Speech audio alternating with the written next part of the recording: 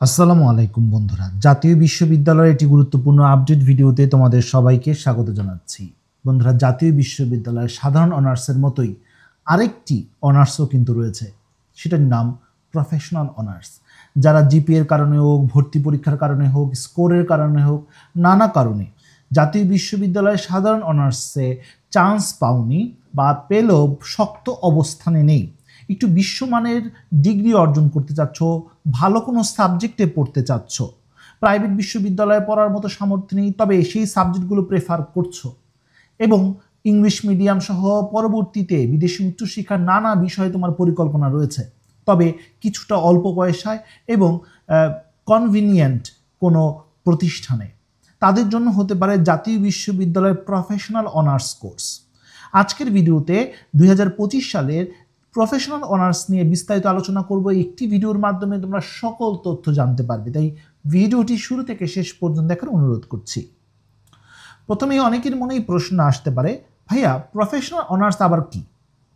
যারা জানো না তাদের জন্য বলছি, এটি জাতীয় বিশ্ববিদ্যালয়ের একটি 4 বছর মেয়াদী অনার্স কোর্স। এই কোর্সের মূল কনসেপ্ট হলো এখানে প্রফেশনাল ডিগ্রি দেওয়া হয়ে থাকে, যেমন বিবিএ, সিএসসি, ফ্যাশন ডিজাইনিং সহ আরও নানা কোর্স।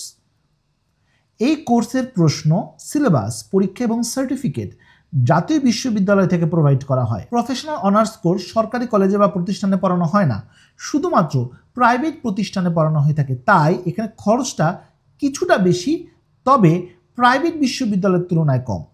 এখানে জেনারেল অনার্সের মতো সাবজেক্ট যেমন বাংলা, ইংরেজি, পদার্থ, রসায়ন, গণিত, সমাজবিজ্ঞান, অ্যাকাউন্টিং এই ধরনের সাবজেক্ট পড়ানো হয় না।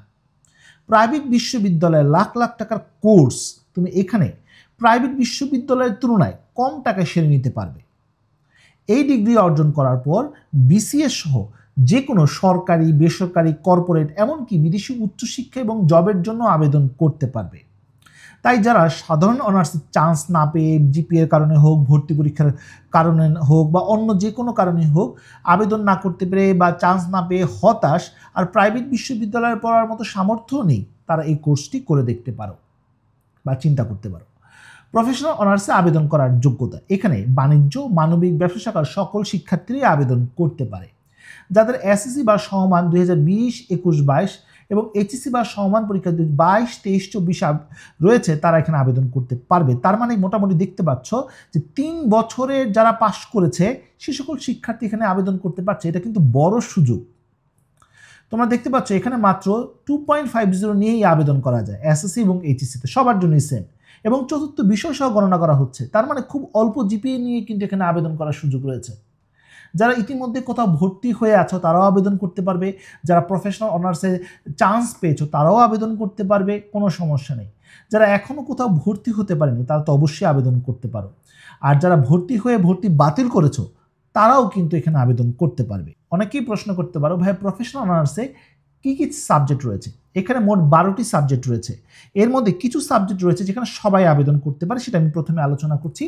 যেমন বিবিএ, বিএড, এএমটি অর্থাৎ apparel manufacture technology, fashion design and technology, knitwear manufacture technology, tourism and hospitality management, theatre and media studies এবং বিবিএ ইন এভিয়েশন ম্যানেজমেন্ট। এই সাবজেক্টগুলোতে সায়েন্স, আর্টস, কমার্স সবাই আবেদন করতে পারে। তবে কিছু সাবজেক্ট রয়েছে অতিরিক্ত বিজ্ঞান শেখার শিক্ষার্থীদের জন্য, সেটি হচ্ছে সিএসসি, ইসিই এবং aeronautical and aviation science and engineering যে সাবজেক্টটি রয়েছে। আর শুধু ফাইন আর্টসের জন্য একটি অতিরিক্ত সাবজেক্ট রয়েছে, সেটি হচ্ছে ব্যাচেলর অফ ফাইন আর্টস। এবার আসি প্রফেশনাল অনার্সে আবেদন করতে হয় কিভাবে। মূলত অনলাইনেই আবেদন করতে হয় জাতীয় বিশ্ববিদ্যালয়ের ওয়েবসাইটে। আর আবেদন করার সময় প্রয়োজন হয় তোমার এসএসসি এবং এইচএসসির যে তথ্যগুলো রয়েছে, এবং প্রয়োজন হবে তোমার মোবাইল নাম্বার, প্রয়োজন হবে তোমার একটি ছবি, প্রয়োজন হবে আবেদন ফি, এবং সর্বোপরি তোমাকে একটি কলেজে ফর্ম দেওয়া হবে এবং সেই ফর্মটি এবং কাগজপত্র সমেত কলেজে জমাও দিতে হবে। আর আবেদন শুরু, আবেদন শেষের সময়টি এখনও প্রকাশিত হয়নি। এবার আসি প্রফেশনাল অনার্সের আবেদন করার ধাপসমূহ বা এখানকার কী কী ধাপে শিক্ষার্থীদেরকে নেওয়া হয়ে থাকে। প্রথম ধাপ হচ্ছে মূলত অনলাইনে আবেদন, যেখানে একটি কলেজ তোমাকে চয়েস করতে হবে এবং যে রেজাল্টটি প্রকাশিত হবে সেটি হবে প্রথম মেধা তালিকা। এরপর আসবে দ্বিতীয় ধাপ। দ্বিতীয় ধাপে মূলত দ্বিতীয় মেধা তালিকা এবং প্রথম মেধা তালিকার মাইগ্রেশনের ফলাফল দেওয়া হয়।